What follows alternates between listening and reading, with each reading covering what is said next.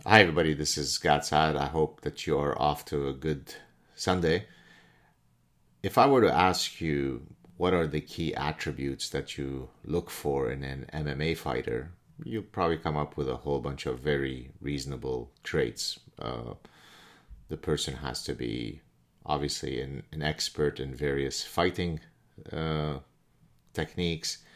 They have to be in shape. They have to be fit. They have to be tenacious, right? They have to be willing to receive and dish out violence, right? You can't be a pacifist who is afraid to hit someone and be an MMA fighter. If I were to ask you to describe, what are some traits that are required of a Navy SEAL? Well, of course, courage would be one. Sure, they have to go through Hell Week where their mind and bodies are put to the test, but someone who is too tepid, who is afraid of their, shadow, who sucks their thumb and cries in a corner is probably not going to be on SEAL Team 6 going to assassinate bad people in foreign lands behind enemy lines. If I asked you what constitutes a good surgeon, well, of course, he or she has to have the right education, know the right anatomy, to be able to operate properly, but they also have to have manual dexterity. Same thing, say, for a dentist. I remember my cousin, when he was applying to dental school, one of the things they had to do is do these, I don't know what they're called, but these sort of tests on these clay things to demonstrate that they have the right manual dexterity. If you want to be a soccer player, of course you have to have a lot of skills, but you also have to have the right tenacity, the right fire in the belly to engage in physicality. You get the general idea. Many professions have a set of attributes that are required so that you can even enter into the pantheon of that profession. Now let's look at academia.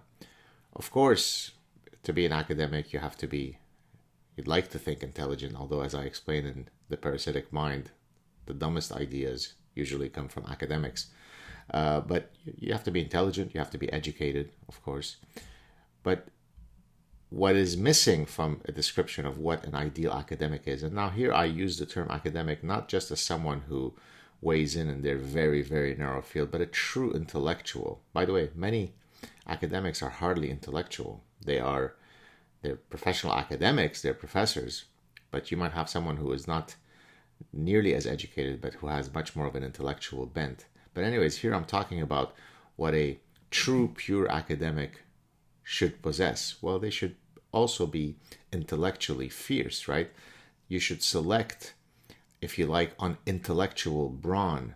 But the reality is that most academics don't have those temperaments. So earlier today, I posted the following comments on my social media, which I'd like to read here for you. Academics should be intellectual U.S. Navy SEALs, exhibiting intellectual fierceness, cerebral tenacity, neuronal courage, and cognitive freedom.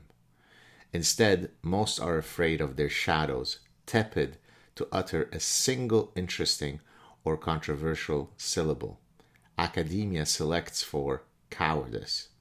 Most academics know this to be true, but they are unwilling to look deep within and truly pursue an intellectually pure and honest life. Careerism forces them into shackles of self-censorship. It's tragic. I cannot tell you, as someone who has been in academia my whole life, how unbelievably afraid to say that the sun will rise tomorrow. That might be, they'll put this through a focus group before they utter this, because maybe someone will be offended that making that statement, it will be too controversial.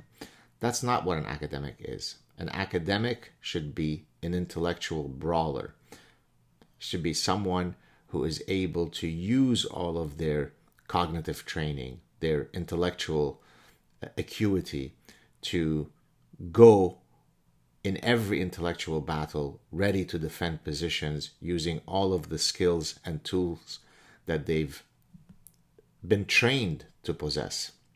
So I don't care if you're a historian or a physicist or a psychologist or a neuroscientist, you should be able to step into the ring of ideas and actually debate people forcefully, respectfully, politely, at times less politely, but to be certainly someone who is not afraid of their shadow and not afraid that if I go boo, you run away, sucking your thumb, hiding in a corner.